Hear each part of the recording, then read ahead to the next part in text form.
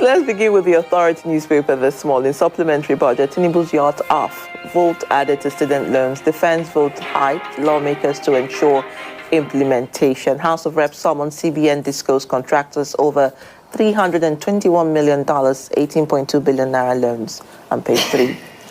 Right, unanimously rejected. Reps reject budget for 5 billion naira presidential yacht, raises students' loan scheme to 10 billion naira. Says as far as they are concerned, a request for presidential yacht is past tense. That's on page 8 of the Nigerian pilot. Military warns against election violence in Kogi, Imo by Elsa on page 5. Nigerian Express supplementary budget. I didn't request for presidential yacht. And that's coming from the president. Senate approves Tinubu's 2.1 trillion naira 2023 supplementary budget. You also want to see the group carpets Odima over deplorable state of roads in Imo. Police neutralized play to kidnap suspect. Rescue 6 victims. All right, this Nigeria has that interesting picture story there, and Aputi, taking out of office at the Senate. Interesting, congratulations to her. So we look at other issues. No presidential yacht. Reps exclude 5 billion naira cruiser request in 2023 supplementary budget. I didn't ask for it, Tinubu says. You have CBN commences clearing of forex backlogs as naira gains 55 against dollar. Well, leadership this Friday amid public outcry. Presidency Navy clarified 5 billion naira budget for yacht. Tinubu doesn't need yacht to work, says aides. It's part of our fleet's replacement for defunct one. Now, Navy comes, somebody to the rescue. Lawmakers move allocation to student loan, and you also see there, we didn't change INEC commissioner nominee's name, and that's coming from Senate.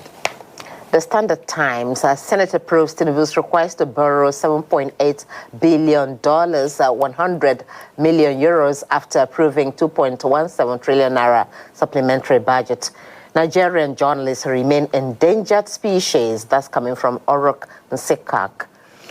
Nigerian News Direct, telecom companies resist new transaction tax with tower companies. You also want to look at that story above the masthead, and he says Nigeria produces 1.49 million barrels of crude oil in October, highest in 2 years, and that's coming from survey. The Daily Asset, PDP rejects appointment of APC member as Akwa Ibom State Rec. Mba releases 60 million naira counterpart fund for World Bank's livestock project, and Wike pledges infrastructure, of course, in the FCT, also captured by the paper. The Daily Times, parents storm Delta School, draw gun on teachers, fear, confusion, grief staff, students, police react. Then you also want to look at that.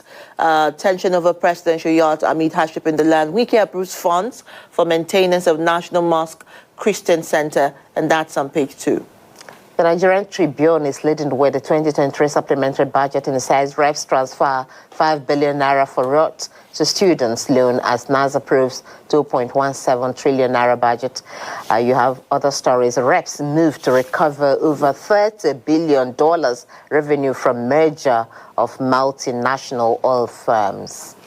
And then you see the New Telegraph. Reps reject 5 billion naira presidential yacht, move budget to student loan. And you also see aborted rally, Imo thrown into blackout after attack on NLC president. Ajere to be flown to the hospital, and that's coming from the NLC. All right, Blueprint now. Students' loan scheme gets 5 billion naira boost. That's on page 6 as Senate okays 2.176 trillion supplementary budget. Now you have Rivers crisis. Bala's meeting with Tinubu not to hand over party to President PDP governors. And Daily Trust looks at manufacturers groan as diesel price hits 1,300 naira per litre. It's hitting us hard, truckers. Factories may shut down, experts. Inflation may get worse. And that's front page of the Daily Trust. Let's see the Guardian now. White elephant game, the big story there on pages 4 and 5 says on unviable football clubs drain states billions of naira yearly. Investigation that you may want to pick up and read up. There's also graphical illustration of all of that, club expenses and the clubs and all of that. And this is the last paper we'll be reviewing this morning. Gentlemen, let's get you in here to look at these issues. Yes, interestingly, the issue of yacht off. Okay, that's the Authority newspaper. Let's begin with that. Supplementary budget, Tinubu's yacht off. Vote added to students' loan. It made almost all the papers this morning. And then the fact that the Navy is coming to say it was actually the Navy that wanted the yacht, not the president. And the president says he didn't ask for any yacht. But interestingly, the students' loan has gained that 5 billion naira. So, gentlemen, let's win on this first. Yeah, very interesting. You see, Nigeria, when people say that Nigeria is a country of comedies, they're not too far off the mark. Because you see, a country that has earmarked 5 billion naira for something, and the country does not seem to know why that 5 billion naira was appropriated. It's like there's a difference between newspaper and book. They are both paper. You know, they both have paper. But the newspaper is a newspaper, and a book is a book. You have what you call textbook, you have what you call notebook. So, and I know that from my experience, I gathered covering the National Assembly, when you are appropriating, it's item specific. If, for instance, you have a Nissan Frontier, you have a Toyota Hilux, you understand? So they are both pickup vehicles. So if you say 10 pickup vehicles, then it could be innocent, it could be anything, you understand? But if you specific and say 10 Toyota Coaster buses, you can't buy Nissan Civilian, even though they look similar. They appear similar. So, and if you checked what yacht is a pleasure cruising boat. You know, it's meant for recreation. It's like talking about buying a power bike. You know, you want to open a delivery, a courier business. Then you buy, I'm sure if you want to open a courier business, logistics business, you will not go and buy a BMW power bike. You're going to buy a Jincheng or whatever, a Honda, you know, a small, you know, you understand? Or if you want to start a taxi business, I don't think you go and buy a Ferrari to do that. So I think it's very, very embarrassing for the Navy to come to assume the role of a fall guy in this.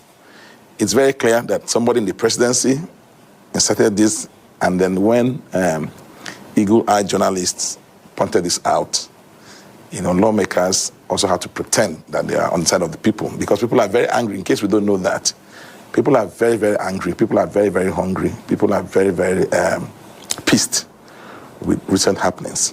Look at what happened. I saw the lead story on Daily Trust.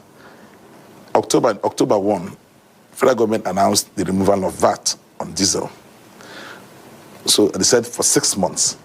And since federal government announced the removal of VAT, that's value-added tax on diesel, you know, the price of diesel has steadily been climbing.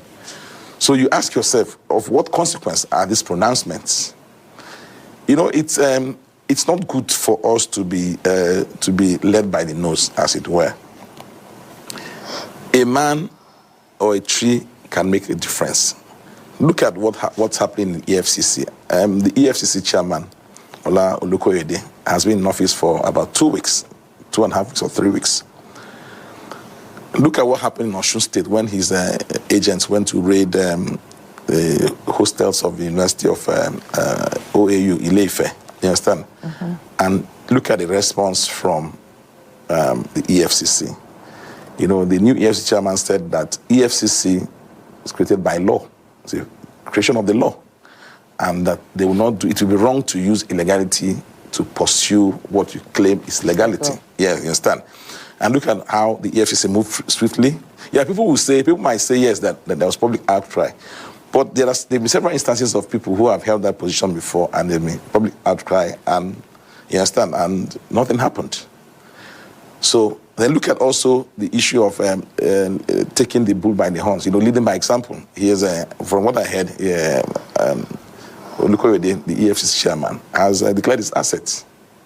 And he said every official of the agency should declare their assets. So you lead by example.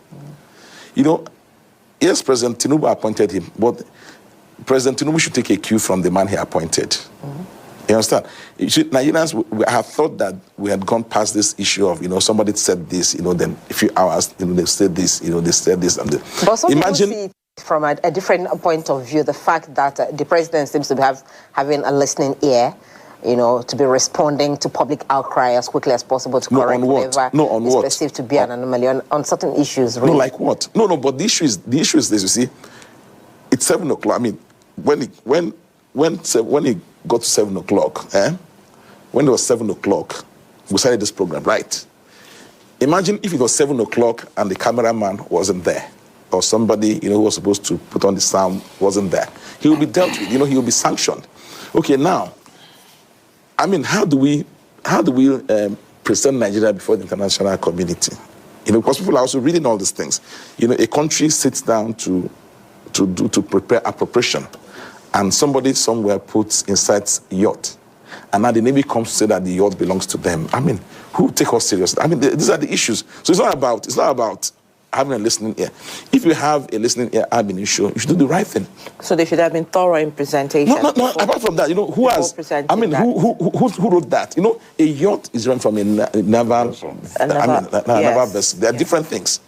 They're different things. All right, let me get Ezochai. Maybe you want to wade into this before we go to the arrest and prosecute those who brutalized the NLC chairman, which happened in Imo State. ASOP is telling the president to make sure that those who were responsible for that brutalization are arrested.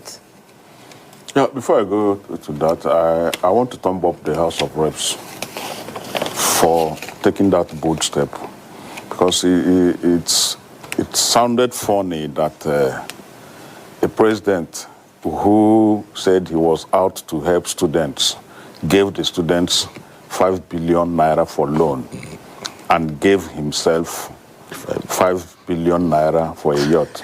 He said he gave himself. He said he didn't ask for yacht. And he doesn't need the yacht. You see, there is a very big difference between a yacht and a navy vessel. Let's not... you see, when a government starts with...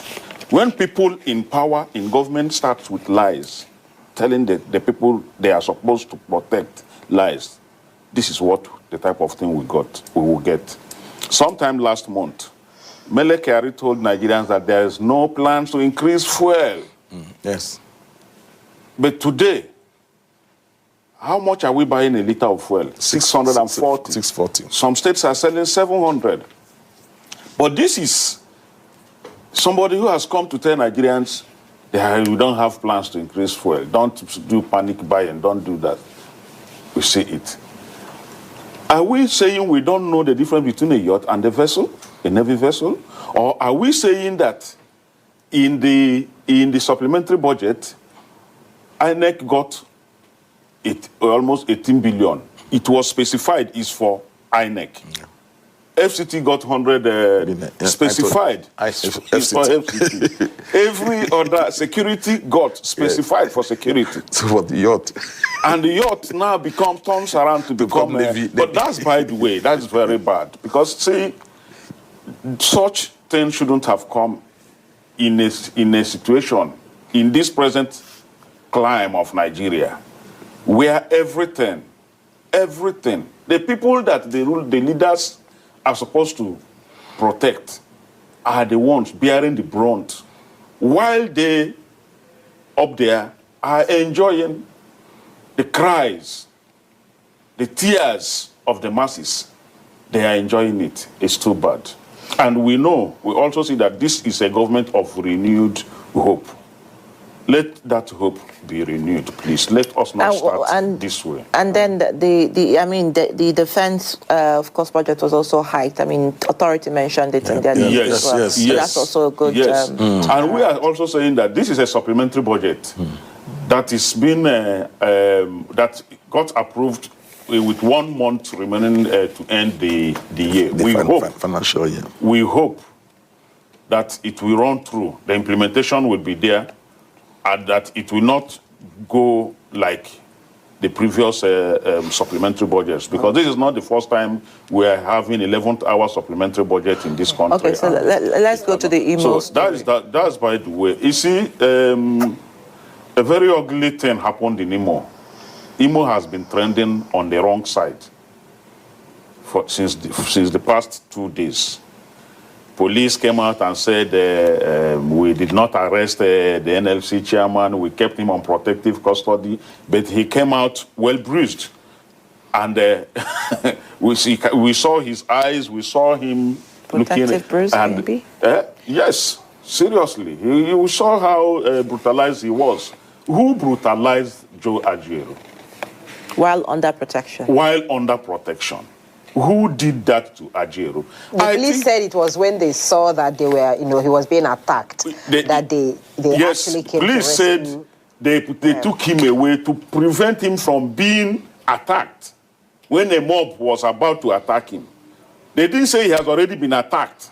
Okay. So the police there was very defensive. They were shocked with, they should let us be realistic about it. But this thing shouldn't have happened in any state at all in Nigeria. Not to talk of Imo, where Ajaero comes from.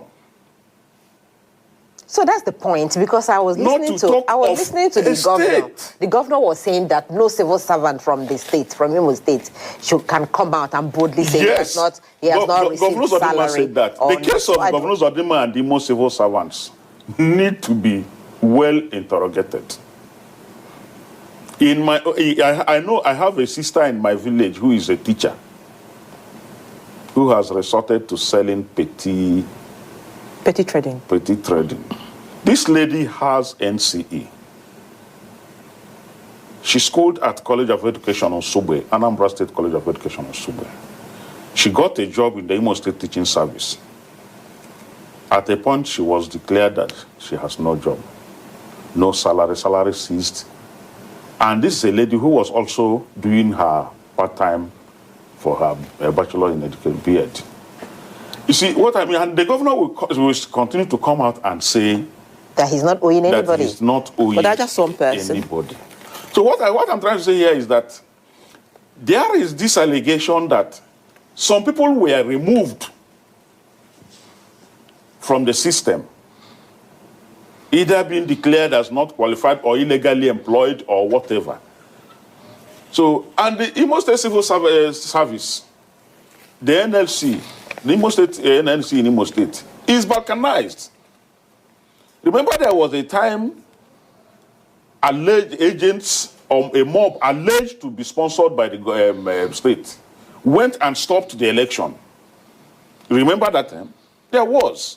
And that has given rise to two factions of NLC in Imo State. I think that for Governor Zodima to say he's not owing anybody, that Ajaero came to Imo to politicize Imo NLC, I think the government should come out plain and allow the governor. The state is a democratic state, and I think democracy should reign in every sphere of the state. But that is not what is going on, and that could be why I don't think that NLC can go to Imo to mobilize for a protest in a state where everything is in order, where civil servants are not paid, where there is absolute peace in the NLC and the civil service system. I don't think he's that mad. But I still maintain that brutalizing the NLC chairman, president, in his own state is a very big minus for the state. Whether they like it or not, it's a very big minus for the administrators in that state. That goes to say that a prophet is not recognized in his own land. That shouldn't have happened to Ajaero at all. But the governor has also accused Ajaero, let me come to you now, Chooks, of not separating leadership of the NLC with politics, and that he is playing partisan politics with the leadership of the NLC. You see, I'll come to that. But you see, when I spoke about the EFCC, the new sheriff in town, Ola Olukoyode, and I said, the paradigm shift in EFCC, I said that for a purpose, for a reason. 20 years ago, I was Chief Press Secretary to Governor Chris Ngige, and in broad daylight, he was kidnapped by no other person than a serving Assistant General of Police, Raphael Ige. And when Ige was, when they set up investigation panels in the House of Reps and Senate, Ige said that he got intelligence reports that Ige was going to be killed, so he took him into protective custody. Just last week, was it last week or this week? In Rivers State, this week, in Rivers State, the police shot water cannon at and fired live bullets at sitting governor of Rivers State. This same week, in Imo State, the police is in the news for very bad reasons. Of course, Raphael Ige was later was dealt with. He was fired, from the police force. He was compulsorily retired. The director of operations, the deputy commissioner of police in charge of operations in Rivers State, I've not heard as much as a whimper from the police as to why he will fire live bullets. Imagine if had that bullet hit Governor Sim Fubara, and we've seen how much tension the threat to impeach him has tension has generated in Rivers State between the Jaws, because he's Ijaw. He's Ibani, and Ikwere, Inyeso Wike's Ikwere. So we have to be very careful. Elections are holding in 3 states in Nigeria: Kogi, next weekend, Kogi, Bayelsa, and Imo State. 2 states have incumbent governors. Diri is governor in Bayelsa State, and Uzodinma is governor in. Why are they not protesting in Bayelsa State? Is it not the same governor? They are both oil-producing states. Why are they? Because Diri has performed. Diri is banking on his performance, because you see, what is the role of election? And I say this, and I'll say it again. The 2 basic ingredients of democracy is free speech and periodic elections. So if you remove free speech and you remove periodic election, because periodic election is a, what do you call it? Is an affirmation. Is for people to say, okay, you've done well. What do you say? For a job well done, we give you another term. That's why there are periodic elections, because those people like Baron Le Montesquieu, people like J.J. Russell, those who came up with this doctrine of separation of powers, because they've studied history over time, where you have the Leviathan, where you have the demagogue, you have the monarch, and he was judge. Like we have King Solomon in the Bible. He was judge. He was judiciary. He was everything. He was executive, wrapped up in one. Because people knew that if you have executive powers, and you are allowed to stay in power for like 6, 7, 8, 9 years, you're gonna be very, very powerful. So after 4 years, like in the case of American system, we go for revalidation. So that is what they're going. If Governor Hope Uzodinma knows that he has done well, and Ajero, the NLC president, came to Imo to lead a rally, people will see him as a madman. But there was a court injunction. No. To say to him that anything that is done outside this court injunction, there will be consequences. No. To start with, why? What's the basis of the court injunction? Because you see, the judiciary has to be very, very careful. Look at, since 2007, there's no country in the world where the judiciary gives perpetual injunction. I think about 7 or 8 governors, 8 states, you have perpetual injunction that the police should not carry out their duties. This is the same. The constitution that gives powers to the courts also gives powers to the police. You understand? Then they're saying that this man is an armed robber. It's like I can go tomorrow and obtain a perpetual injunction, and then tomorrow I go and commit a crime. I say I have this injunction. Look at what's happening in Plateau State. Plateau State, I saw I think PDP issued a statement yesterday or the day before yesterday, because we have to be very, very careful. When Yar'Adua became president, he came and said that his mantra would be rule of law. Some of us chuckled, because it's like what happened in the Bible, say, when Jesus said, I will set you free. And they said, were we ever in bondage? You understand? So when Yar'Adua came and said rule of law, we said, rule of law. But, we assumed that we had rule of law, that it was a given. You understand? But you see, people now use that rule of law when it suits them. Why will you go and obtain, even these judges who have been giving these injunctions, it's high time our anti-graft agencies to beam the spotlight on them. When President Buhari moved against some of these judges, they raided the houses at night, some of us protested. But we've seen that the kind of judgments emanating from our courts, they are cash and most of them are cash and carry judgment. Because in one breath, you are saying that PDP does not have the locus. Look at what happened in Bayelsa. They said once a pre-election matter is determined, you do not have locus. You understand? If you're not, but now with this Imo matter is that it is. We have just 30 seconds to round that off. One thing with this Imo matter is that the government of Imo State should put its house in order, because Ajero is not a politician. Ajero did not come to run to mobilize votes for anybody. Ajero came there as NLC president, and he came to treat labor matters. So telling Nigerians that he has failed to separate NLC with politics, I don't think it will sell. The point here is that the governor is seeking re-election. He should put his house in order if he wants Imo voters to return him.